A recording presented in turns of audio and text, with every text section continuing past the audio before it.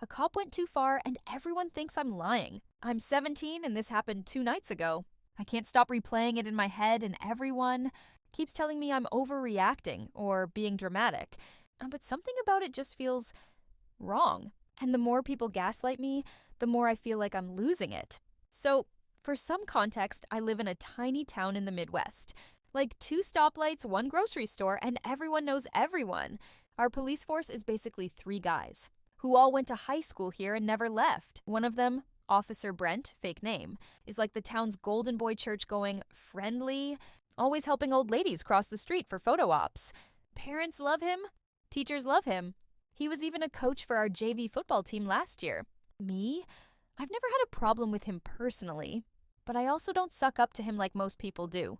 I'm not into the whole, yes sir, no sir, thank you for your service thing, especially when they're just writing tickets for people going 4 miles over the speed limit. Anyways, the night everything happened, I was driving back from my friend Kayla's house around 10:15 p.m. She lives maybe 15 minutes away, all back roads. It was a Friday night, no traffic, nothing weird. I wasn't speeding. I literally had my cruise control at 40 and a 40 because my mom would actually murder me if I got a ticket. Then, out of nowhere, I see red and blue lights in my rearview mirror. My stomach dropped because, getting pulled over is scary. But I genuinely had no idea why. I pulled over right away, rolled my window down, hands on the wheel, doing everything by the book. Brent walked up slowly, his flashlight beam bouncing around like he was looking for something to confirm his suspicions. He didn't even say hi, just pointed the light right at my face and said, "You in a hurry tonight?" His tone was low, almost like a challenge. I said, "No, sir. I was just heading home." He smirks, like literally smirks, and goes, "Funny. You were swerving a little back there. Been drinking?"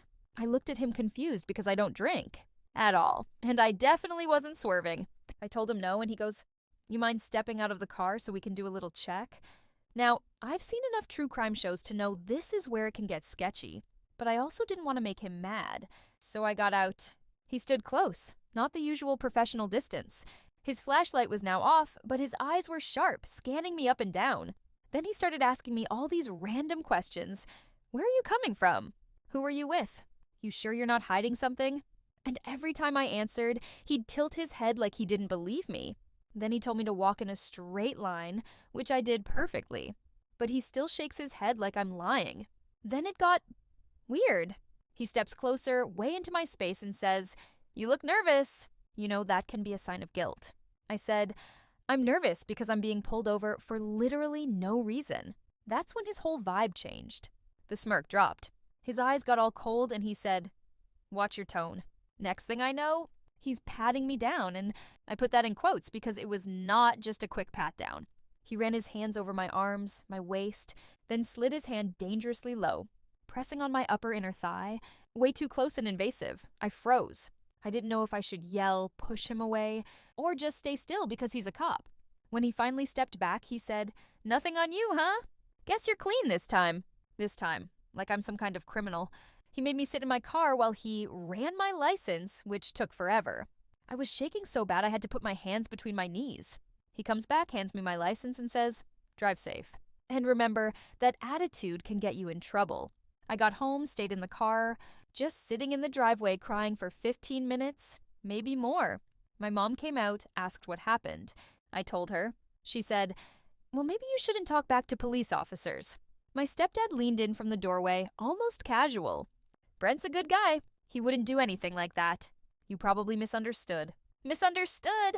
I keep wondering if I were younger, or didn't know my rights even a little. What else could he have gotten away with? And yet, everyone's treating me like I'm the problem, just because I stood up when he basically accused me of drinking and then searched me, inappropriately without any real reason. So, did I handle this situation in the wrong way? I feel like maybe if I just smiled and been polite, it wouldn't have escalated. But also, isn't it messed up that I have to think that way at all? Update 1. I woke up yesterday morning to like 300 notifications because my first post blew up and then someone screenshotted it and shared it around. In a small town, word spreads fast. By the time I was brushing my teeth, my mom's phone was ringing nonstop with concerned friends asking if it was me in the post. And of course, Officer Brent saw it. Around 11 in the morning, my mom barges into my room with her phone in her hand. And this look on her face like I'd just robbed a bank. She said Brent had called her personally. According to her, he told her he was disappointed in me for spreading false accusations online. And then he threw in a dig about my behavior being reflective of poor parenting. My mom didn't defend me. She apologized to him. Then she said to me, "You're going to go down to the station and clear this up." I told her there was nothing to clear up because I told the truth. But she just said, "Truth is subjective." I swear I almost laughed because what does that even mean? By that afternoon, school had gotten a hold of it. People were saying I was trying to ruin a man's career because I didn't get my way. Someone even made a video with a screenshot of my post using that.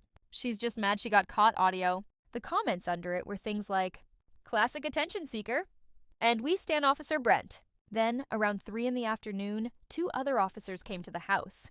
My mom didn't even ask if I wanted to talk to them. She just invited them in and sat me down at the kitchen table like I was being grounded. They started by saying they understood. I'd had a traffic stop with Brent and that I felt uncomfortable with the way it was handled. I told them yes. One of them leaned forward and said, "Uncomfortable doesn't mean illegal. You understand that?" Then the other one chimed in with, "Sometimes young ladies can interpret standard procedure as inappropriate when it's not." My stomach dropped at the young ladies part. I told them I knew what standard procedure was, and what happened wasn't it. They exchanged this look, and then the first one leaned in a little more and said, "If you continue making these kinds of accusations, it could be considered defamation. That's a serious matter." My stepdad came in at that point and said I was done talking. I thought for a second maybe he was stepping in to protect me. But nope, afterwards he told me, "You've stirred up enough trouble. Just let it go."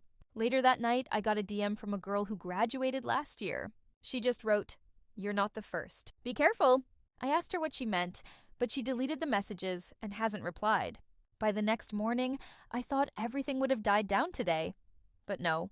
I went to the gas station to grab a drink, and the clerk, who I've literally known since I was 10, told me I should be ashamed of myself because Brent's a good man.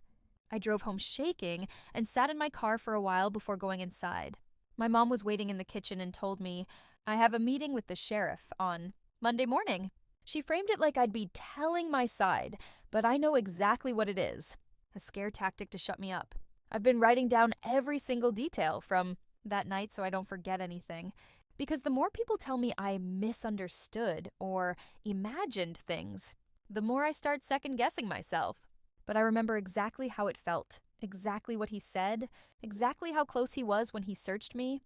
I can't make myself forget it no matter how much I try. Even people I thought I could trust are turning on me. My mom says I'm just upset because I don't like him. My stepdad says he was just doing his job. Kayla, my only friend, hasn't picked a side exactly, but I can feel her pulling away. Still, when I mentioned my mom wanted me to meet with the sheriff, she said she might come with me. It felt like the first bit of support I'd gotten, but I wasn't sure if she really would. The truth is, I don't know what's worse, backing down and letting everyone think I lied, or keeping this going and having the entire police department breathing down my neck. Right now, it feels like no matter what I do, I lose. Final update. Monday came way too fast. Like I blinked and it was already here. I didn't sleep a wink the night before. I kept running the scene over and over in my head, picturing myself walking into the sheriff's office, like some badass truth teller in a courtroom drama, where the odds actually fell in my favor. Spoiler alert, that's not how it went down. Kayla bailed on coming with me. She said her mom straight up told her not to get involved. And honestly, I can't even hate her for it. Nobody wants to get stuck in this mess. My mom drove me, which was its own special kind of torture. She kept throwing out advice like, just answer their questions calmly, and don't sound hysterical. Like I'm supposed to turn off every piece of myself just to get through this. The sheriff's office smelled like stale coffee and the kind of old carpet that holds on to bad memories. Brent wasn't there, but the sheriff was a huge dude with a voice rough as gravel, who's been in charge since before I was born. He sat at the head of the table like some king, with 2 other officers flanking him. One of them was clutching a notepad like he was about to write the next great American novel about me. They didn't even bother asking me to tell my story in my own words. The sheriff just leaned in and said, "We reviewed Officer Brent's body cam footage from that night." My heart jumped finally. Proof, right? But then he delivered the gut punch. The footage corroborates his account. I asked to see it.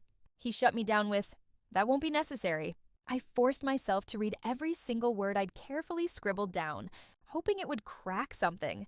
When I got to the part about the pat-down, the sheriff cut me off with, "The pat-down was brief and consistent with procedure for a suspected DUI." I reminded him I wasn't swerving, I wasn't drinking, and there was zero reason for suspicion. He just leaned back, stared at me like I was a bug on the wall, and said, "Sometimes an officer's experience tells them something's off."